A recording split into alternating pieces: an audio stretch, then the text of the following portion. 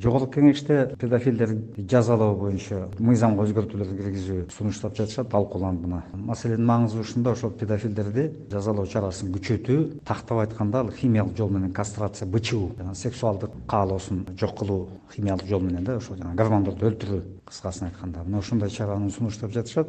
Тактап айтып кое турган нерсе, бул бачабастык педофилия кыргыз коомчулугунда соңку мезгилде бир тескери көрүнүш ушул пайда болду да. Адамзаттын тарыхында эң оор жана ыплас кылмыш болуп эсептелет. Буга каршы күрөштү жана химиялык жол менен кастрациялоо, бычып салуу. Мына бул деле жаңы нерсе эмес. Анткени ошо педофилия менен дүйнө өлкөлөр ар кандай масштабта, тереңдикте, ар кандай татаалдыктагы жана катаалдыктагы чаралар менен күрөшөт. Атаң замандан бери эле күрөшүп келишкен.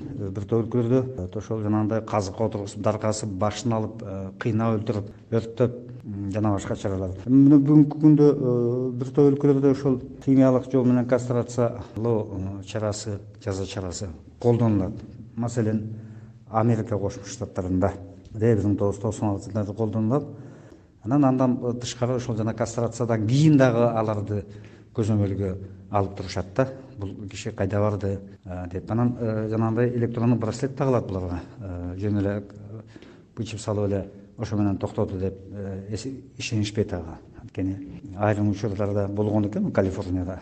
Ошо бычылгандан кийин дагы кайта зордошчул аракеттерге баргандыгы белгилүү болгон соң аларга жанагындай электрондук браслет кийгизип, мектептин жанында бала чака, бала бакыр ойногон жактарга же белгисиз убакытка бир белгилүү дайыныс болуп кетсе, дароо анан ошол жана полиция издейт да, бул каякта эмне кылып атат деп. Эми Кыргызстан эле эмес, кайсы эле өлкө болбосун бүгүнкү күндө ушундай чараларга барып жатканы бул айла жоктон келген бир иш болуп атат да. Болбосо ошол бача-кыздарды, балдарга зордук зомбулук көрсөткөндөрдү эң жогорку жазага, өлүм жазасына чейин алып барыш керек деген парламентарийлер бизде деле, башка өлкөлөрдө деле четтен табылат да. Эми Россияда эң жогорку жаза катары менен ушул 20 жылга чейин эркинен ажыратат экен да. Бул албетте айрымдар үчүн аз. Мисалы, жана сиз мисал келтирген Чехияда же болбосо Польшада бул хирургиялык кастрация бар экен да.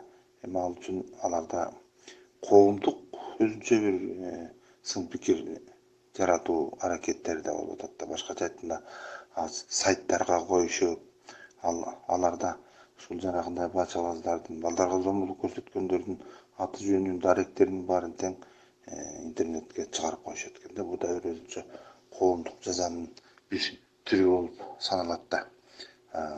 Россияда мына 2020 жылдан бери экен ошол педофилдерге, бача-кыздарга карата атайын мыйзам долбоорун иштеп чыгышкан, бирок эми бүгүнкү күндө кабыл алына элек. Эми Россияда дагы ушул акыбал чындыгында абдан тынч эмес да. Мисалы, мындан 2 жыл мурун эле ушул 1200дөн ашып кеткен ушул балдарга карата ушул кылмыштар көбөйүп кеткен да. Мунун баары көбүнчө ушул жанагындай сексуалдык жактан бузулган, жабыр тарткан адамдардын ушул аракеттеринин натыйжасы болуп атат да. Анан бүгүнкү күндө Россияда жана биз белгилегендей 4 жылдан 20 жылга чейинки эркинен ажыратуу жазасы каралган. Эгерде экинчи жолу кайрадан бул ушундай бир балдарга карата зомбулук көрсөтө турган болсо, аларга өмүр бою ушул түрмөдө отуруу жазасы каралыптыр да.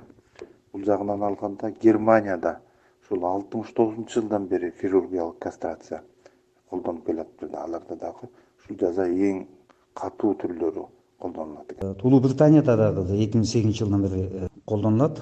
Албетте бул жерде бир айтып коюш керек, ошол жанагы кылмышка барган адамдын өзүнүн макулдугу дагы жана башка процессуалдык маселелерди талап кылат да.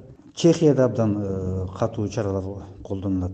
Эгер ал ошол жазасын өтөгөндөн кийин дагы жанагындай психиатрлык дарылоочу, мажбурлоо дарылоочу жайда жайгаштырылат. Францияда мына ошол маселе чечилген. Демек, бир топ өлкөлөр ошол химиялык жол менен кастрацияны активдүү колдонуп келишет. Мына ошол изилдөөлөргө ылайык 50%, азайгандыгын мисалы Британияда, Францияда ошол мыйзамды киргизип атышканда анан ошого таянышкан да.